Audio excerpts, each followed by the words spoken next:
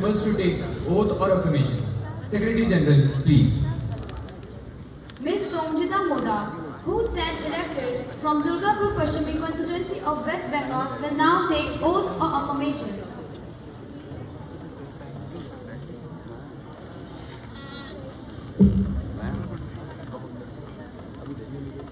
Ma'am, you want to take oath or affirmation? Affirmation, please. In which language would you like to take affirmation? In Bengali, please.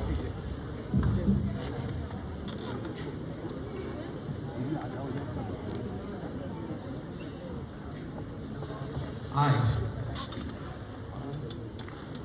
আমি সঞ্জিতা মোদক ভারতবর্ষের সংবিধানকে সজ্ঞানে গ্রহণ করে তার দ্বারা নির্ধারিত আমার দায়িত্ব পালন করার জন্য প্রতিজ্ঞা করছি। আমি ভারতবর্ষের সার্বভৌমত্ব, অখণ্ডতা ও শাসনতন্ত্রের প্রতি পূর্ণ আস্থাশীল থেকে জনগণের মঙ্গল সাধনের জন্য আমি সমস্ত চেষ্টা করব। আমি ভারতের সার্বভৌমত্ব, অখণ্ডতা অক্ষুণ্ণ রাখব এবং যে দায়িত্ব আমি গ্রহণ করেছি তা শ্রদ্ধাপূর্বক এবং নিষ্ঠার সঙ্গে পালন করব।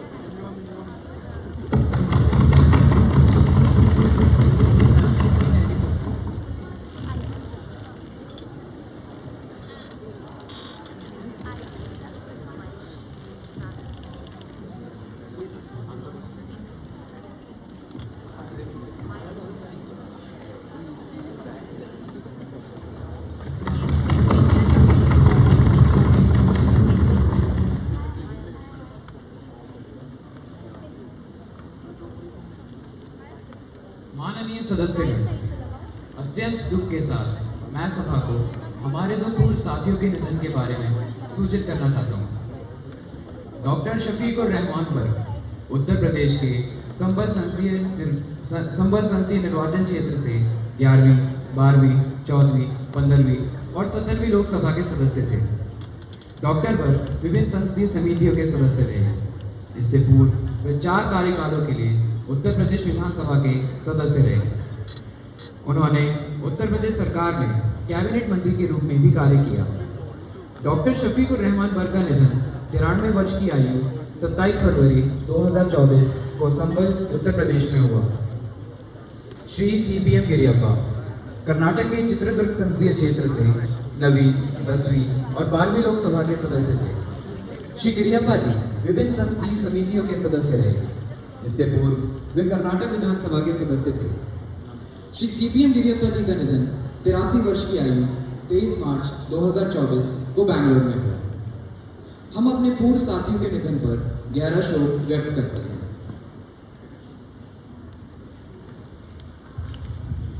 आदरणीय अध्यक्ष महोदय व सभासदों, डॉक्टर शफीक उर रहमान बट जी और श्री गिरियप्पा जी की मृत्यु पर मैं उन्हें श्रद्धांजलि अर्पित करती हूँ। दोनों अनुभवी सांसद थे जिन्होंने कई बार एक ही निर्वाचन क्षेत्र का प्रतिनिधित्व किया। यह बताने के लिए काफी है कि वह सभी कितने लोकप्रिय थे। उनके लिए उनके सांसदीय काल की प्रतिष्ठा और ईमानदारी सर्वोपरि थी। यह देश उनके योगदान के लिए ऋणी रहेगा। मैं उनके परिवार तथा संबंधियों के प्रति गहरी संवेदना व्यक्त करती हूँ। With a tribute paid by you and the leader of the House. Both members were not born in this world, were not only beyond the parliamentarians but also the members. I had personal relationship with them. They made it guided me by the head standing committees. Their absence in this house is a personal loss to me. I, on behalf of our party and on own behalf, I pray to Almighty God for peace to departed souls and patience in grief families. The House will stand in silence for a while to express our deep sorrow.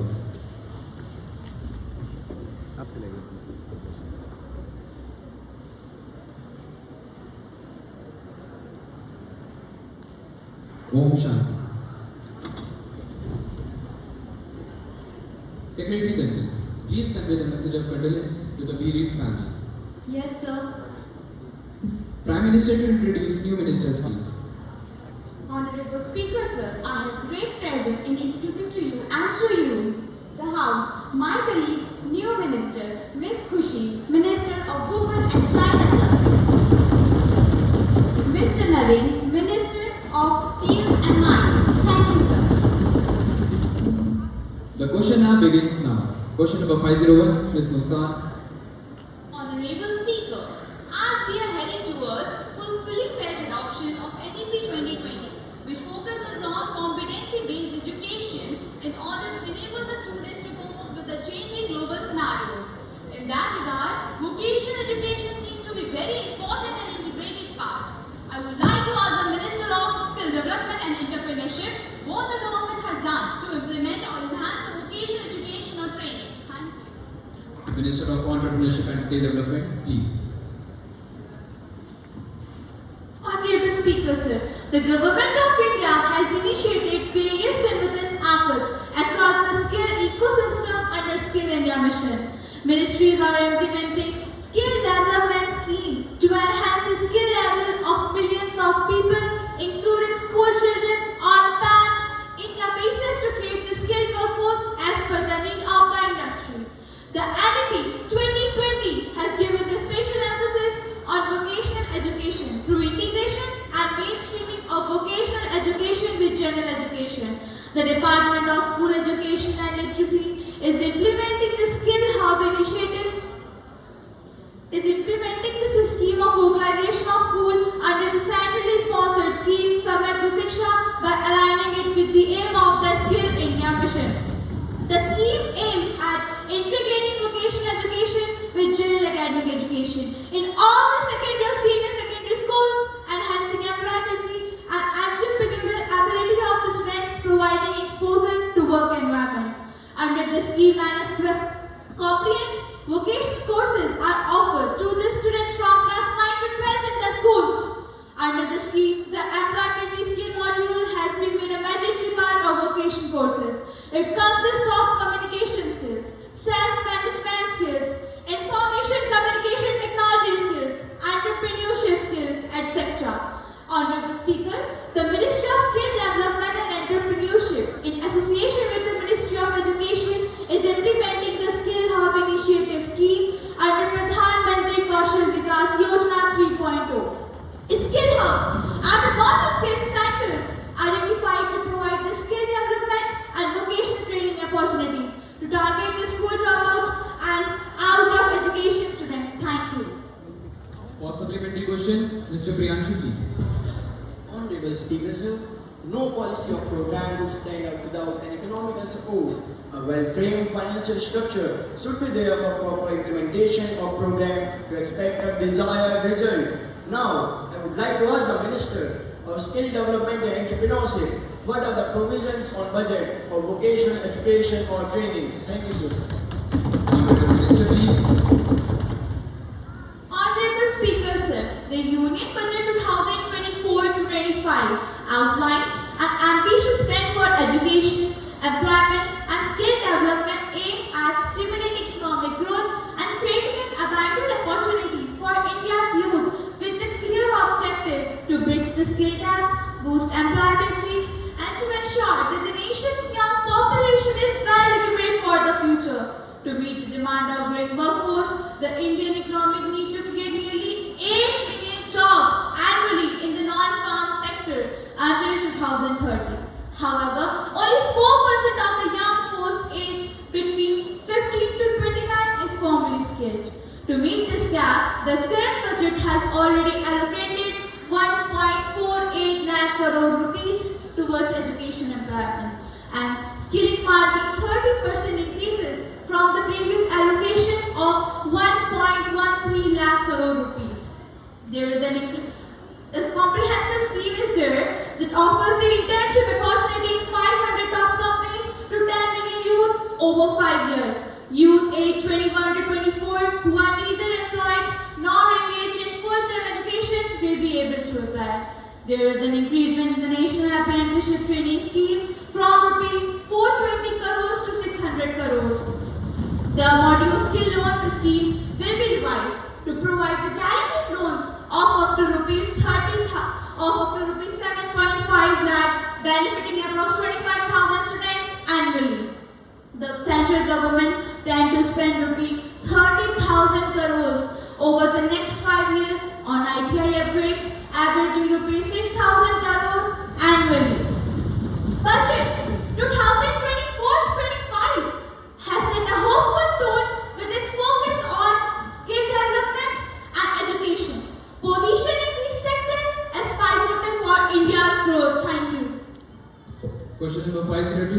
Deepika. माननीय अध्यक्ष महोदय, मैं आपके माध्यम से शिक्षा मंत्री से पूछना चाहती हूँ कि नीट परीक्षा से जो कठिनाइयाँ गरीब और ग्रामीण पृष्ठभूमि के छात्रों को हो रही है, क्या ये सरकार इन छात्रों की सहायता के लिए कोई भी विशेष कदम उठा रही है? यदि ये सरकार कोई भी विशेष कदम उठा रही है, तो मैं आपके द्वारा शिक्षा मंत्री से अनुरोध करना चाहूंगी कि वे सभी को बताने का कष्ट करें कि आखिर इस साल इन मुद्दों पर कौन से कदम उठाए जा रहे हैं। माननीय शिक्षा मंत्री मिस्टर गौतम कुमार। धन्यवाद माननीय सदस्य। सरकार इन छात्रों की समस्याओं के प्रति संवेदनशील है और हम इसके समाधान के लिए अनेक कदम भी उठा रहे हैं। नीट परीक्षा में भाग लेने वाले गरीब और ग्रामीण पृष्ठभूमि के छात्रों की मदद के लिए हमने कुछ उपाय दर्ज किए हैं। सरकार का पहला उपाय कुछ इस प्रकार है। शुल्क छूट और छात्रवृत्ति। आदरणीय अध्यक्ष जी, हमने आर्थिक रूप से कमजोर छात्रों की मदद के लिए परीक्षा शुल्क में छूट की व्यवस्था की है और विभिन्न छात्रवृत्ति योजनाएं भी चलाई जा रही हैं ताकि अधिक से अधिक छात्र इसका लाभ उठा सकें। ऑनलाइन संसाधन। हमने ऑनलाइन अध्ययन सामग्री और संसाधनों को इंटरनेट के माध्यम से बिल्कुल मुफ्त में उपलब्ध कराया है। इससे देश का हर एक छात्र घर बैठे ही अपनी शिक्षा पूर्ण करने में सक्षम होगा। सरकार का तीसरा उपाय निःशुल्क कोचिंग केंद्र है। माननीय सभापति जी, मैं आपके माध्यम से इस सभा में ये ऐलान करना चाहता हूं कि सरकार ने छात्रों के लिए निःशुल्क कोचिंग केंद्र भी स्थापित किए हैं। इन केंद्रों में उच्च गुणवत्ता की शिक्षा ग्रहण कर सकेंगे। इससे उनकी तैयारी में कठिनाई होने का सवाल ही नहीं उठता। पारदर्शिता और सुरक्षा। परीक्षा की प्रक्रिया में पारदर्शिता बढ़ाने के लिए हमने कुछ सुरक्षा उपाय अपनाए हैं, बल्कि पेपर लीक जैसी घटनाओं को रोकने के लिए कुछ सुरक्षा उपाय भी तकनीकी उपाय भी किए गए हैं। सरकार ये भरोसा रखती है कि ये कुछ उपाय छात्रों के लिए अत्यंत लाभप्रद साबित होंगे। धन्यवाद। Question number 503, mister Adarsh. Honorable Speaker Sir, will the Minister of Information and Broadcasting be pleased to state what steps taken by the government to increase the production of children's film to provide healthy entertainment to the children of India? Minister of Information and Broadcasting, Ms. Garima. Honorable Speaker Sir, the government supports and organizes film festivals and competitions, especially for children films, such as National Films Awards and International Film Festivals in India, whereas the Film Development Scheme is administered by the National Film Development Corporation. Sir, the Ministry of Information and Broadcasting provides financial support to the filmmakers.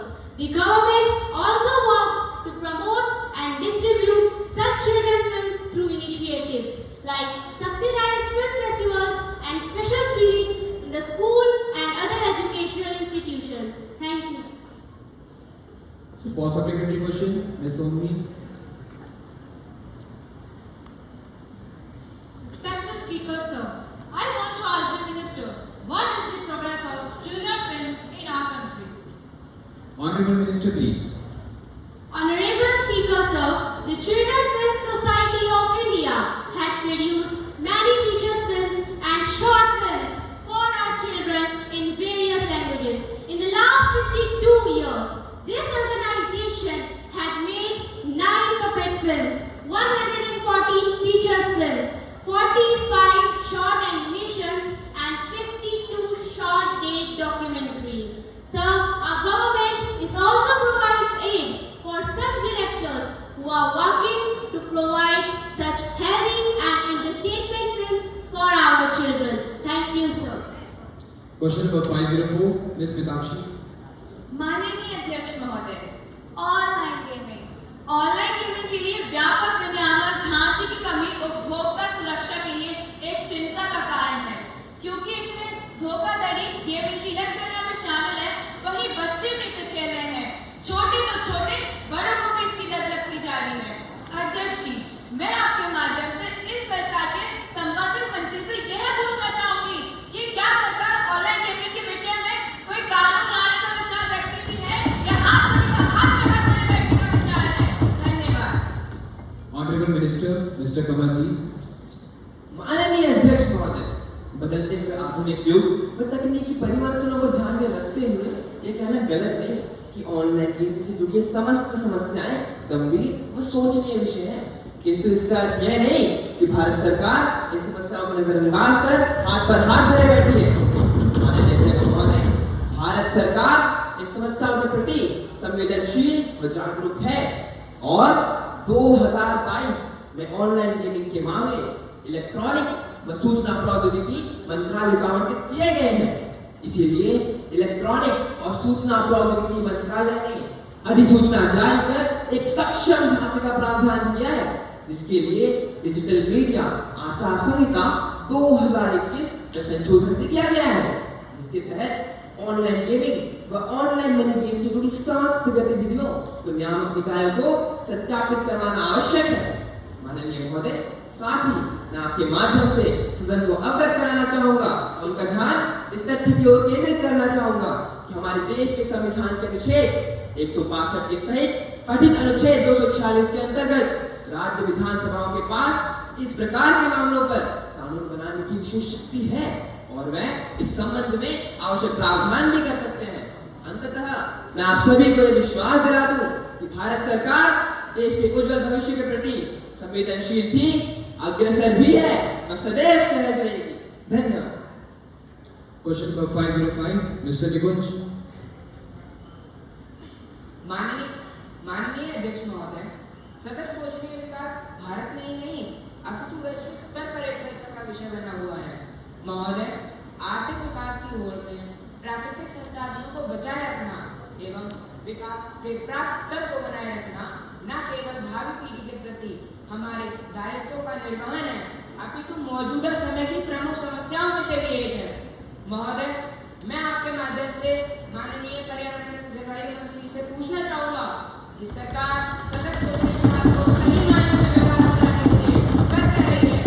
कृपया उन नीतियों और रणनीतियों पर भी प्रकाश डाला जाए जिससे सतत विकास के सिद्धांत को व्यवहारिक रूप मिलता हो। धन्यवाद। पर्यावरण एवं जलवायु परिवर्तन मंत्री मिस्टर मन। स्पीकर सर, निश्चय ही सतत विकास की अवधारणा मौजूदा पर्यावरणीय परिदृश्य को दृष्टिगत करते हुए एक सोचनीय विषय वस्तु है। हमारी सरकार निरंतर इस दिशा में प्रयासरत है। विदित है कि वर्ष 2015 से शुरू संयुक्त राष्ट्र महासभा की 70वीं बैठक में अगले 15 वर्षों के लिए सतत विकास लक्ष्य निर्धारित किए गए थे। उल्लेखनीय है कि 2000 से 2015 तक की अवधि के लिए सतत विकास लक्ष्य की प्राप्ति की योजना बनाई गई थी, जिनकी अवधि 2015 में पूरी हो चुकी है। तत्पश्चात आने वाले वर्षों के लिए एक नया एजेंडा SDG 2030 अंगीकृत किया गया है। गौरतलब है कि भारत ने लक्षित लक्ष्यों में से HIV/AIDS, गरीबी, सार्वभौमिक शिक्षा तथा शिशु मृत्यु दर में अंगीकृत मिनीकों को 2015 तक प्राप्त कर लिया। भारत सरकार की विभिन्न योजनाओं के अंतर्गत एजेंडा 2030 के एक महत्वपूर्ण लक्ष्य गरीबी दूर करने के उद्देश्य की प्राप्ति के लिए सबसे निर्धन वर्ग के कल्याण को प्रमुखता दी गई। ये सरकार जितना गुमराह कर रही है। शांत हो जाइए, बैठिए। Please continue. सर, मैं आपके द्वारा सभी को यह बताना चाहती हूँ कि भारत सरकार द्वारा क्रियान्वित किए जा रहे कार्यक्रम सतत विकास लक्ष्य के अनुरूप हैं, जिनमें मेक इन इंडिया, स्वच्छ भारत अभियान, बेटी बचाओ बेटी पढ़ाओ, राष्ट्रीय ग्रामीण पेयजल कार्यक्रम, राष्ट्रीय स्वास्थ्य मिशन, प्रधानमंत्री आवास योजना, प्रधानमंत्री ग्राम सड़क योजना, डिजिटल इंडिया, दीनदयाल उपाध्याय ग्राम ज्योति योजना, स्किल इंडिया और प्रधानमंत्री कृषि योजना भी शामिल है। धन्यवाद sir. For supplementary question miss Trisha. ये गर्मी, माननीय अध्यक्ष महोदय, विगत कुछ वर्षों से गर्मी की मार असहनीय हो चली है और यही नहीं, प्राकृतिक आपदाओं का कहर भी निरंतर जारी है। मौसम कोई भी हो, हमें उसके कड़े रूप का निरंतर सामना करना पड़ रहा है। इसके जिम्मेदार निश्चय ही कहीं ना कहीं हम ही हैं, परंतु इससे निपटने की तैयारी भी तो हमारी होगी।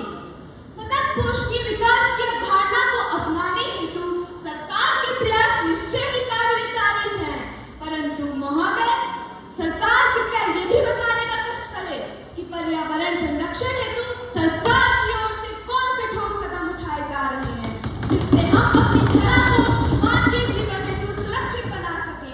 धन्यवाद। पर्यावरण एवं जलवायु परिवर्तन मंत्री। स्पीकर सर, भारत उन 75 देशों में से एक है जिन्होंने पेरिस समझौते पर हस्ताक्षर किए हैं। COP26 में जिस तरह भारत ने 2070 तक के नेट जीरो का लक्ष्य रखा है, वह भी अनुकरणीय है। भारत सरकार ने नवीकरणीय ऊर्जा तकनीक के विकास को सराहने के लिए नीतिगत स्तर पर कई पहल की।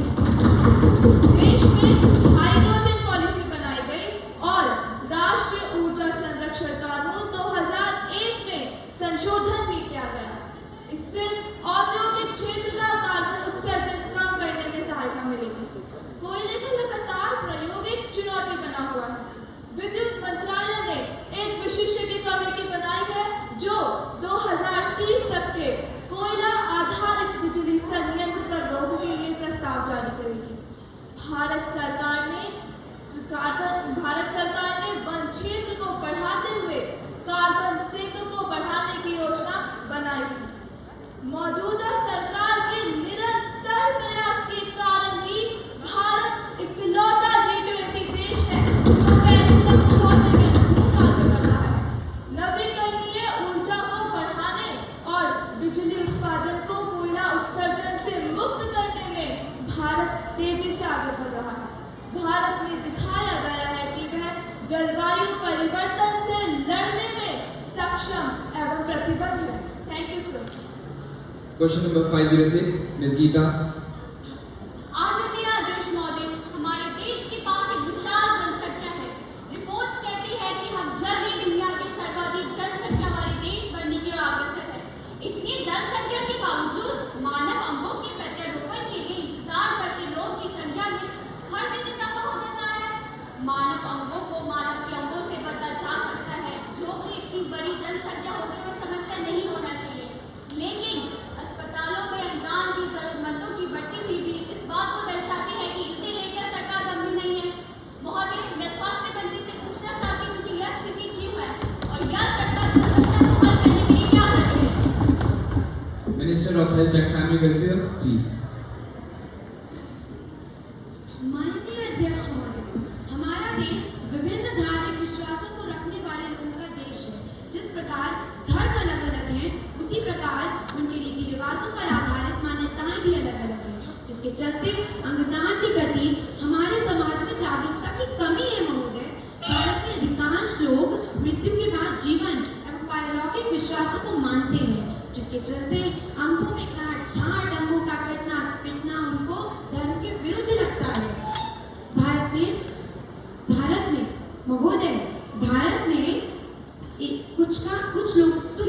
कुछ लोगों का विश्वास तो यह भी है कि जन्म के समय से अंगविहीन लोग वास्तविक रूप में अपने पिछले जीवन में भी उन अंगों के बिना रहे होते हैं। इसीलिए इस जीवन में उन्हें वे अंग प्राप्त नहीं हुए। महोदय, इसके साथ साथ अंगदान के लिए वर्तमान तकनीक के साथ लागत भी बहुत अधिक लगती है।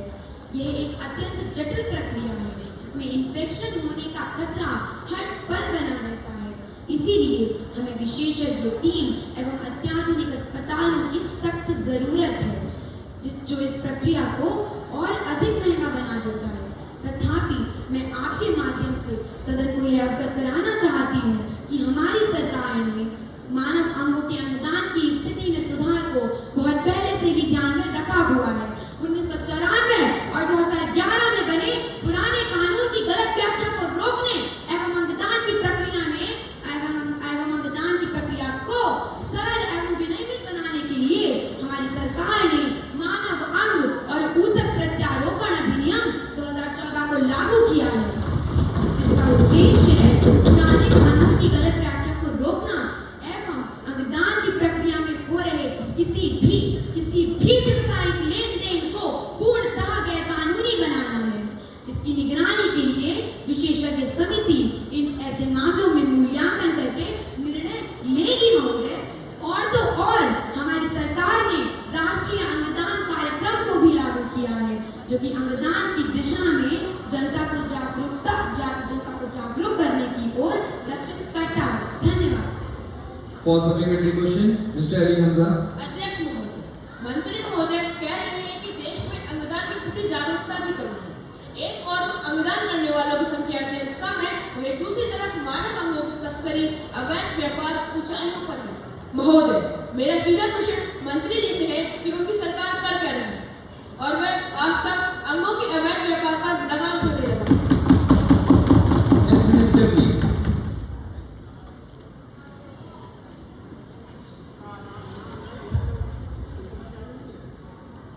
अध्यक्ष महोदय, ये सच है कि देश में मानव अंगों का व्यापार एक बड़ी समस्या है, पर मैं विपक्ष से गुजारिश करूंगी कि वो यह भी ध्यान दें कि पूर्ववर्ती सरकारों ने इस दिशा में क्या काम किया। आप दूसरी सरकारों के ऊपर क्यों देख रही हैं? आप अपने क्या किया है? बैठिए। इस छोटे से समय में हमारी सरकार ने अंगदान को प्रोत्साहित करने वाले कार्यक्रमों को बनाने के साथ साथ कार्यक्रम की निगरानी के लिए national organ tissue transplant organisation and regional organ transplant organisation को नोडल एजेंसी बनाया है। यह दोनों एजेंसियां अंग प्रत्यारोपण करने वाले अस्पतालों और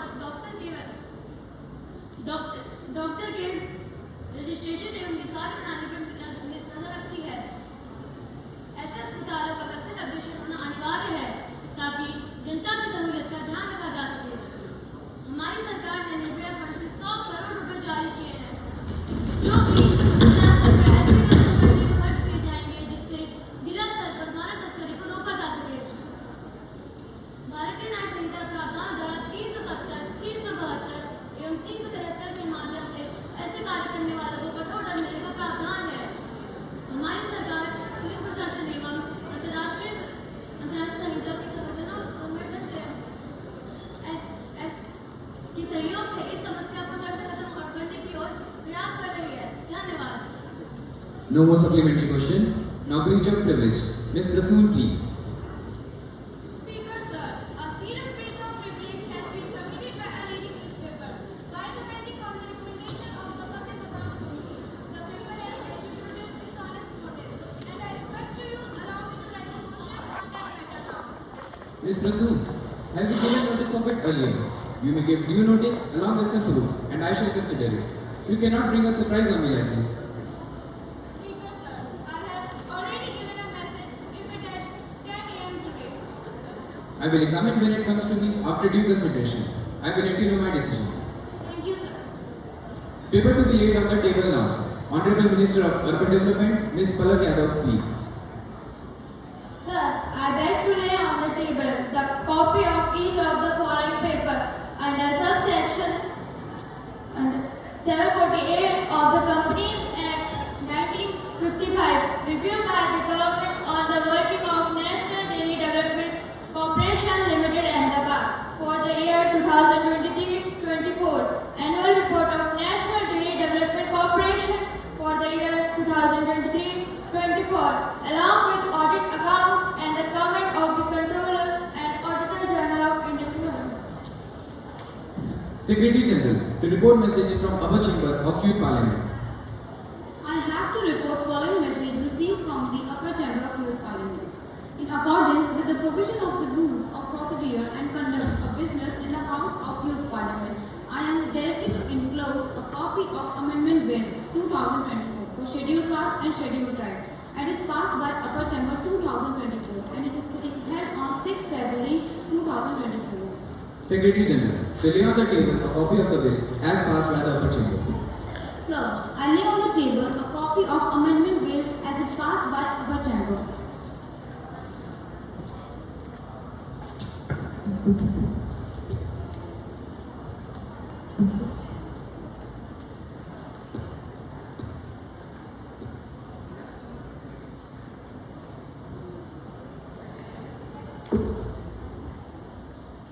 Honorable members, I have to make an announcement on my own and on behalf of honorable members of the House.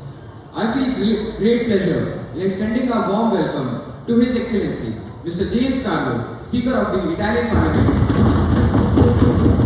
and her colleague, Ms. Isabella Swain, the Speaker of the Parliament, who are on a visit to India as our honored guests. It is a very high-power delegation. The delegation arrived on Sunday, 18th of August 2024. They are now seated in the special box. We wish them a happy and fruitful stay in our country.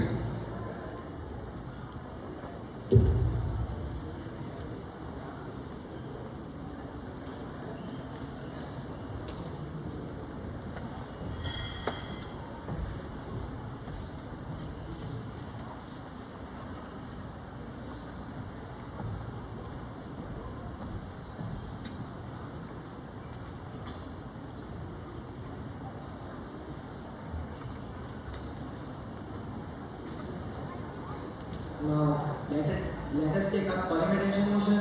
Mr. Daniel, call the attention of the ministers. माननीय अध्यक्ष महोदय, आपने आज मुझे बोलने का अवसर दिया, मैं आपका आभारी हूँ। महोदय, यह जो आज खेलों के खिलाड़ियों के हालात है, उस पर जरूर मैं अपनी कुछ बातें रखूंगा। सुनते थे कि पढ़ोगे लिखोगे तो बनोगे नवाब, खेलोगे कूदोगे तो होगे खराब। माननीय अध्यक्ष महोदय, हमारे देश में जहाँ 140 करोड़ लोग रहते हैं, ओलंपिक में सन 1900 में भारत ने पहली बार भाग लिया और आज तक मात्र 41 मेडल भारत को आए हैं। महोदय, हम लोग ग्रामीण परिवेश से आते हैं और अगर ओलंपिक की तैयारी को लेकर देखा जाए तो हमारे गांव के सरकार के द्वारा ऐसी कोई अवेयरनेस का कार्यक्रम नहीं चलाया जिससे हमारे गांव के नौजवान भाग ले सकें। और जहाँ ग्रामीण अंचलों में कहीं स्टेडियम भी बनाए गए तो उन स्टेडियम में ऐसी कोई सुविधा नहीं है जिससे हमारे बच्चे ऐसी कोई तैयारी करें और ओलंपिक में जाने की तैयारी करें। महोदय, हम लोग उत्तर प्रदेश से आए हैं। उत्तर प्रदेश में आज भी 80% लोग गाँव में रहते हैं। हम लोग प्राइमरी स्कूल से पढ़े हुए हैं। पहले प्राइमरी स्कूल में पीटी कराई जाती थी, दौड़ लगाई जाती थी, खेल होते थे। आज बहुत ही खराब स्थिति है। सरकार को इस ओर चिंता करनी चाहिए, क्योंकि अगर खेलकूद के बच्चे खेलने में आगे नहीं आएंगे तो हमारा देश आगे नहीं बढ़ सकता। अगर प्राइमरी स्कूल से यह तैयारी शुरू कराई जाए, फिर मैं समझता हूँ कि हमारा भारत देश हर ओलंपिक पर पहले नंबर पर आएगा। धन्यवाद। Mr. Hangichan, Honorable Speaker Sir, the Government of India has commented that the target of the winning party in the Olympic podium scene tops is given to the best player in the same race as a common player. And this is our effort for the future Paralympics of 2024 to 2032. We will select in future under the top scheme in order to win medal for the future. I would like to tell all the honorable parliamentarians that we are not discriminated only in training but also in the winner who get their rewards. The government has also done this. It has never been done before. Besides, we have selected 2,008 winners from 1 player from 21 displays and 10,000 is well with hard work. Thank you. Mr. Ansh Kumar, माननीय अध्यक्ष, जैसा कि हम सभी को ज्ञात है, Morocco एक बहुत छोटा देश है, लेकिन जब उसने ब्राजील को हराया तो शायद ब्राजील ने कभी सपने में भी नहीं सोचा था कि वे मोरक्को से हार जाएंगे। ठीक उसी प्रकार जब मेसी ने अर्जेंटीना को सऊदी अरब में हराया तो अर्जेंटीना ने भी नहीं सोचा था कि वे सऊदी अरब से हार जाएंगे। वहीं ये दोनों ही टीम, चाहे वे मोरक्को हो या सऊदी अरब, दोनों 5 साल की कड़ी मेहनत और इस निश्चय के साथ मैदान में उतरे थे कि यदि वे खेलेंगे तो वे अवश्य जीतेंगे। और दूसरी ओर 140 करोड़ की जनसंख्या वाले देश के अंदर हम उस वक्त क्या कर रहे थे? हम उस वक्त टेलीविजन के सामने बैठे थे, ताली बजा रहे थे, खिलाड़ी किसी और देश के थे, लेकिन प्रसन्नता हमें हो रही थी। वहीं अफसोस की बात तो यह होनी चाहिए कि इतनी विशाल जनसंख्या होने के बावजूद हमें 11 सदस्यों की फुटबॉल टीम को एकत्र ना कर सके। उस दिन सारे देश ने इस बात का चिंतन किया, हमने भी किया, लेकिन आपने भी किया होगा कि कहीं ना कहीं हमारे खेल मिशन में कुछ ना कुछ बदलाव की जरूरत है। चूंकि इतनी विशाल जनसंख्या यदि ये फुटबॉल टीम को एकत्र नहीं कर रही है तो कहीं ना कहीं कुछ ना कुछ तो अवश्य ही गलत होगा। माननीय अध्यक्ष महोदय, मैं आपके माध्यम से सरकार से यही आग्रह करूँगा कि वे अधिक से अधिक खिलाड़ियों को प्रोत्साहित करें और उन्हें बड़ी से बड़ी संख्या में देखते हैं उस राजनीति को भी खेलों से दूर किया जाए। क्योंकि जो व्यक्ति कभी उस खेल का था ही नहीं, जिसने वे खेल कभी खेला ही नहीं या उस खेल के बारे में कुछ जानता ही नहीं, वे उसकी फेडरेशन में अध्यक्ष बना बैठा है। वहीं इस अध्यक्षता को किसी को देना ही है तो वे किसी ऐसे व्यक्ति को दी जाए जो कि उसी क्षेत्र का हो। तो मैं समझता हूँ खेलों में सुधार हो जाए। मिस सोनिया देवी,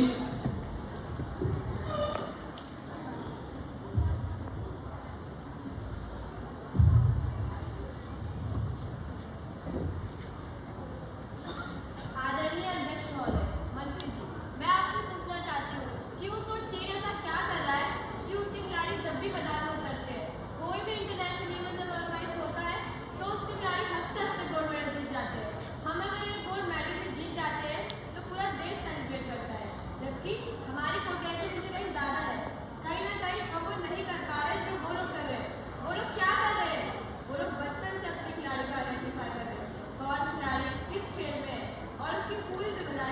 भारतीय स्पोर्ट्स एसोसिएशन और सरकार बना रही है।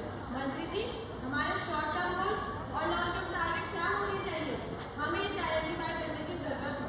हर राज्य में कम से कम 4 स्पोर्ट यूनिवर्सिटी होनी चाहिए। खेलो इंडिया किस लिए है? मंत्री जी, मैं आपसे अनुरोध करना चाहूंगी, एक सर्वे करवाइएगा कि देश में कितने स्कूलों में स्पोर्ट टीचर मौजूद है, फिर चाहे वो प्राइवेट स्कूल हो या गवर्नमेंट। एक सर्वे करवाइएगा कि देश में कितने स्कूलों में प्लेग्राउंड मौजूद है। एक सर्वे करवाइएगा कि अगर स्कूल में प्लेग्राउंड मौजूद है तो क्या वहाँ एक फुटबॉल है, एक वॉलीबॉल है, क्या वहाँ बास्केटबॉल खेलने की कोई सुविधा है। एक सर्वे करवा लीजिएगा पूरे देश में, तब आपको पता चलेगा कि अगर हमारा देश खेलों में पीछे है तो उसकी असली वजह क्या है। आदरणीय अध्यक्ष महोदय, मैं आपके जरिए मंत्री जी से अनुरोध करना चाहूंगी, 75 साल देश की आजादी को हो गए, हम वैसे भी करोड़ों रुपए ऐसे वैसे कामों में खर्च कर चुके हैं। 75 साल देश की आजादी के इस मौके पर हम हर विद्यालय को एक स्पोर्ट किट प्रोवाइड करेंगे। बॉल रहेगा, एक वॉलीबॉल रहेगा, बैडमिंटन और वॉलीबॉल खेलने के लिए जो नेट लगता है वो रहेगा, और 75 साल का तोहफा बोलकर ये तमाम विद्यालय को दिया जाएगा। धन्यवाद। साक्षी प्लीज। माननीय अध्यक्ष जी, अब कुछ बातें खेलो इंडिया की आई हैं, तो मैं तो यही कहना चाहती हूँ कि जब खेलो इंडिया अभियान शुरू किया गया था, उससे पहले अभी विपक्ष के कुछ मित्रों ने कहा कि पढ़ोगे लिखोगे तो बनोगे नवाब, खेलोगे कूदोगे तो होगे खराब। तो उसमें प्रधानमंत्री जी ने भी सोच को बदलने का काम किया। जो माननीय सांसदों ने अपनी बात कही कि कितने ऐसे सेक्टर्स हैं जो खेलो इंडिया से संबंधित हैं।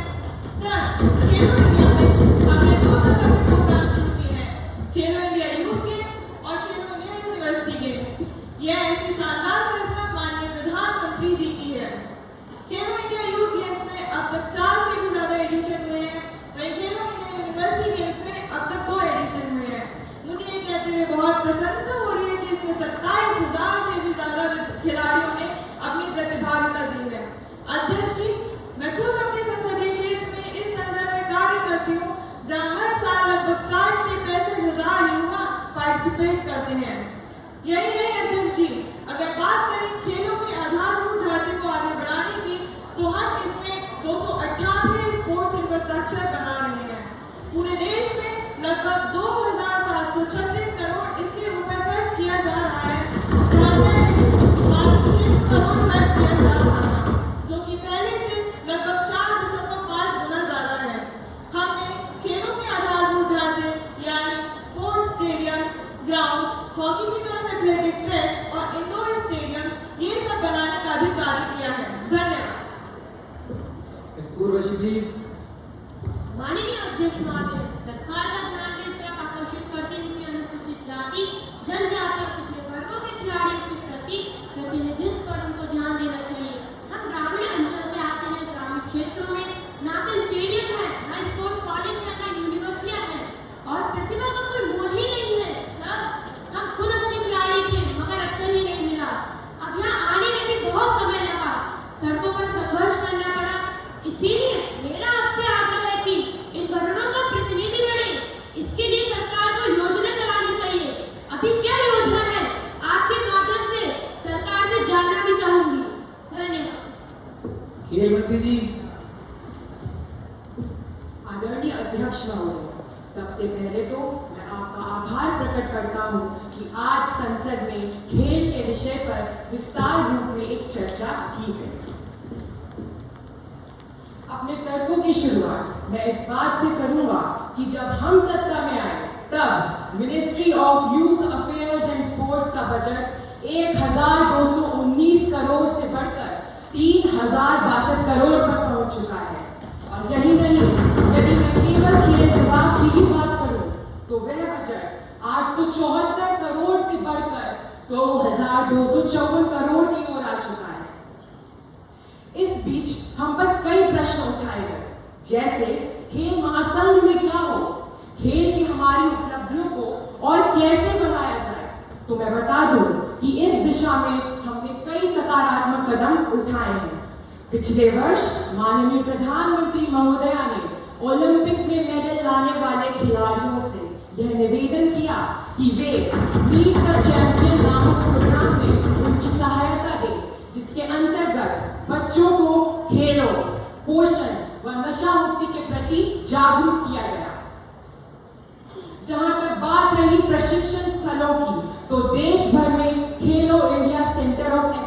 चालू किए गए, जिन्हें विकसित करके हाई परफॉर्मेंस ट्रेनिंग सेंटर में बदला गया और ऐसे 29 सेंटरों को भारत के 28 राज्यों में बांटा गया है। यही नहीं, 286 स्पोर्ट्स अकादमियां भी खोली गई, जिनमें से 190 non sports authority of India के अंतर्गत आती है। इस चर्चा के बीच विपक्ष का यह कहना तो बड़ा आसान है कि ग्रामीण क्षेत्रों में खेलों के लिए कोई प्रावधान मौजूद नहीं है, परंतु उन्हें इस बात पर भी ध्यान देना चाहिए कि 733 खेलो इंडिया सेंटर छोटे गांवों व कस्बों में चालू किए गए और यह हमारा लक्ष्य है कि अगले वर्ष तक ऐसे 1000 खेलो इंडिया सेंटर ग्रामीण क्षेत्रों में खोले जाएं। महोदय, पिछले वर्ष 2841 प्रतिभाशाली खिलाड़ियों का चयन 21 वोट डिस्प्लेओं द्वारा किया गया, जिनमें पैरा एथलीट्स भी शामिल थे।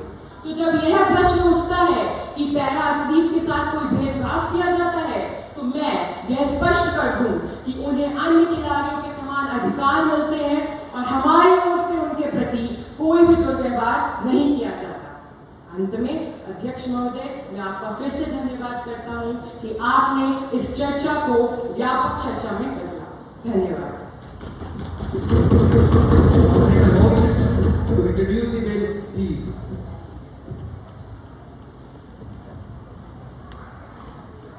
So, that to move for leave to introduce the bill further to amend the Disaster Management Bill 2005.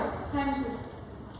The question is that leave be granted to introduce a bill to amend Disaster Management Bill 2005. Those who are in favor say ayes. Ayes. Those who against say noes. I think the ayes have it, the ayes have it, the ayes have it. Leave is granted. Minister of Home Affairs, please. Sir, I introduce the bill. Thank you. The bill is considered in next session in Parliament. Minister of State Corporation, Mr. Ayush, please. The Public Examination and Prevention of Unfair Means Bill 2024. Sir, as you know, the bill seeks to curb paper leak, malpractice, and recruitment exam and entrance test in G and E. It is good that besides UPSC, SCC, railway recruitment exam, banking, and government departmental exam, this includes all online exams conducted by NTA, that is the National Testing Agency. We all are against unfair means, sir, because this is a thing which will essentially have the future of the youth of the country. So the problem of using unfair means have nowadays become endemic, and it is a very serious problem. And we don't want to politicize such an issue. It is very appropriate and all-time bill. So we all should be on board with it. By cutting across all party lines, we all have come together, and we wish to eradicate this. Mr. Samit Yadav. पिछले कुछ दिनों से जितनी तेजी से paper leak की खबरें सामने आई हैं, तो उतनी तेजी से अपनी बात सामने रखूंगा। ऑनरेबल सर, लाखों विद्यार्थी, लाखों परीक्षार्थी, जिनके संघर्ष को आज मैं सदन में मेरे माध्यम से बोलने का जो मुझे सौभाग्य मिला, इसके लिए सदन का और मेरी पार्टी का मैं बहुत बहुत आभारी हूँ। मैं 2 मिनट में यह बताना चाहूँगा कि पिछले 7 सालों में 70 पेपर लीक हुए हैं और 70 पेपर लीक यह तो रिपोर्टेड है, तो बिन रिपोर्टेड भी बहुत हुए होंगे। इसमें लगभग 1.5 करोड़ से 2 करोड़ बच्चों के भविष्य को बेचा गया, उस पर धंधा करा गया है। सर, मैं आपके माध्यम से बता दूं, यह पेपर लीक कोई टेक्निकल मिस्टेक नहीं है। सबको स्पष्ट कर दूं, यह बड़ा नेक्सस है, माफिया है। इसमें पॉलिटिशियन भी है, इसमें बड़े बड़े बिजनेसमैन भी हैं और इसमें बहुत सारे ऐसे लोग हैं जो इसको धंधा बना रहे हैं। तो सर, सबसे पहले तो इसे टेक्निकल मिस्टेक ना समझे, यह माफिया है, mafia. Honorable Speaker, sir, there are several unfair practices that exist at different levels of education, right from the pre-primary to whatever highest level. This bill primarily focuses on punitive measures that we need to address the underlying reasons for the change. So, sir, I believe that the de-education is there at rural level. In schools, we don't particularly focus on branch education, but these are the formative years when we need to instill the values of honesty in our children. Honesty and integrity are very important.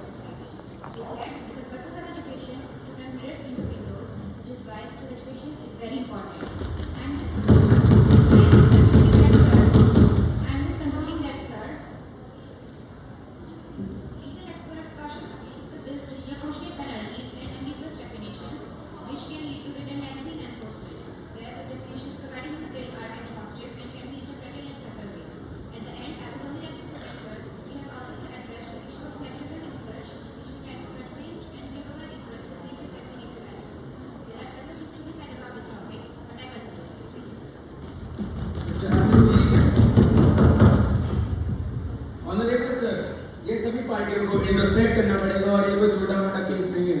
जो activist हैं वे jail में भेजे जा रहे हैं और जो mafia हैं वे फ्रीडम कर रहे हैं। इस बिल के माध्यम से हम क्या कर रहे हैं? इस बिल के माध्यम से हम ये कर रहे हैं कि चोरी हो जाने के बाद जो गुनहगार है उसे 3 से 10 साल की सजा दे रहे हैं। सर, इस चोरी को रोकने की क्या प्रक्रिया है और बच्चों के भविष्य को बर्बाद होने से बचाने की क्या प्रक्रिया है, इस पे सोचना पड़ेगा। सर, इस बिल में 9 से 10 साल की सजा और 10 लाख से 1 करोड़ का प्रावधान है। मैं सरकार को सुझाव देना चाहता हूँ कि इसे बढ़ा के उम्र कैद की सजा और संपूर्ण संपत्ति जब्त करनी चाहिए। एक व्यक्ति की हत्या करने पर उम्र कैद की सजा होती है, तो लाखों बच्चों के भविष्य की हत्या करने पर केवल 3 या 10 साल, यह कोई मजाक है? मैं आपके माध्यम से सरकार को सुझाव देना चाहता था और अंत में मैं आपसे सिर्फ एक बात कहना चाहूँगा कि राजनीति बदलनी पड़ेगी। सर, धन्यवाद। Respected Speaker, sir, I stand here to welcome this bill which has been brought in to curb unfair practices in our examination. Curbing unfair practices, it is required in every level of education and every sphere of life, because unless we curb unfair practices, we cannot enhance our gross domestic happiness of our nation, which is very important, sir. I wish that the definition of public examination has been more comprehensive and inclusive, as building a culture of honesty and integrity is imperative in the field of education, sir. For this is the very objective of education, sir. Thank you. माननीय मंत्री जी। माननीय अध्यक्ष महोदय, सबसे पहले तो मुझे अपना आभार प्रकट करना है कि कुल मिलाकर सिद्धांतिक तौर पर किसी ने इसका विरोध भी नहीं किया। अब कुछ शंकाएं हैं। सबसे पहले तो मैं यह स्पष्ट कर दूं कि the student and the candidate does not fall within the purview of the legislation. कहीं यह संदेश न जाए कि कोई भी उम्मीदवार, चाहे वो जॉब एस्पिरेंट हो या किसी उच्च संस्थान में दाखिला लेने के लिए कैंडिडेट, उसे किसी भी तरह से हैरेस या तंग किया जाएगा। यह लेजिस्लेशन या कानून उन लोगों के विरुद्ध लाने का प्रयास है जो लोग परीक्षा प्रणाली के साथ छेड़छाड़ करते हैं या इसमें किसी तरह का अपराध करते हैं।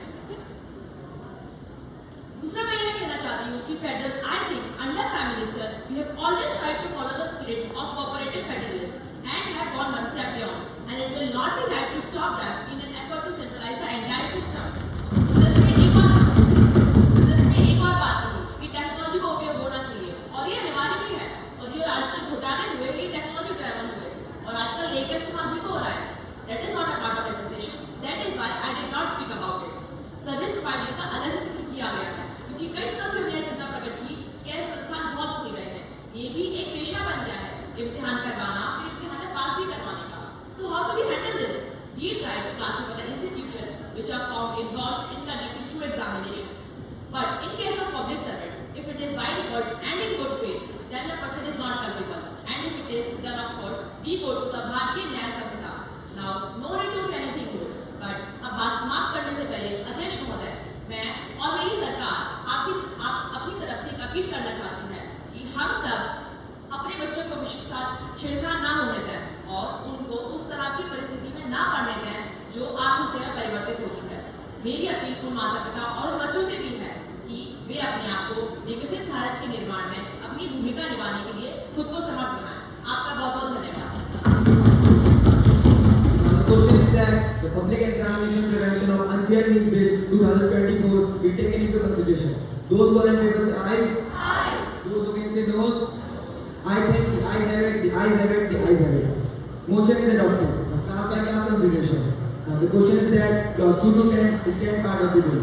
Those who are in favor say ayes. Ayes. Those against say noes. I think the ayes have it. The ayes have it. The ayes have it. Motion is adopted. Clause 2 to 10 is 10 part of the bill. Now the question is that clause 1, the enacting formula and the title stand part of the bill. Those who are in favor say ayes. Ayes. Those who against say noes. I think the ayes have it. The ayes have it. The ayes have it. Motion is adopted. Minister of State Corporation, Mr. Ayush, please. Sir, I move the bill to be passed. Motion moved. That bill is passed. Those who are in favor say ayes. Ayes. Those who against say noes. I think the ayes have it. The ayes have it. The ayes have it. Motion is adopted. Minister of State Corporation, Mr. Ayush, please. Thank you all for supporting this bill. Now House will take up private member resolution. Ms. Ananya, please. I move the following resolution. The House recommends that the government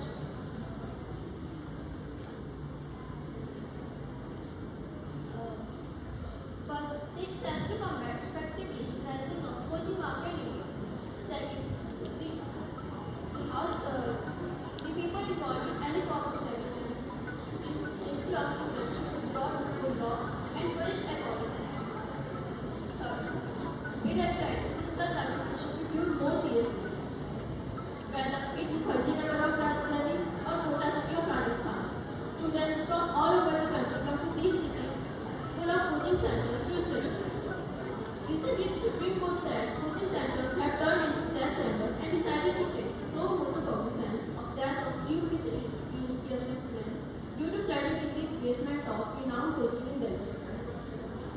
Mr. Aditya.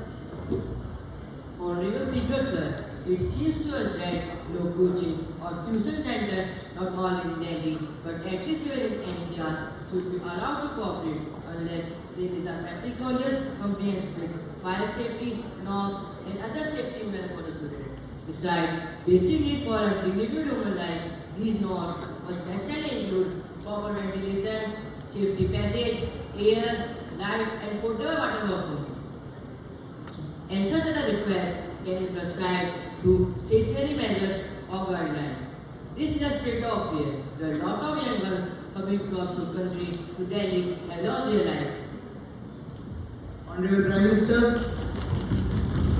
Honorable Speaker, what happened in Mukherjee Nagar is sad, but our government is making every effort to prevent any such situation from happening in future. Sir, to curb such incident, the central government has now come up with new guidelines under which children below 16 years of age will no longer be able to register in coachings. Now, coaching centers will not be able to charge arbitrary fees from these students.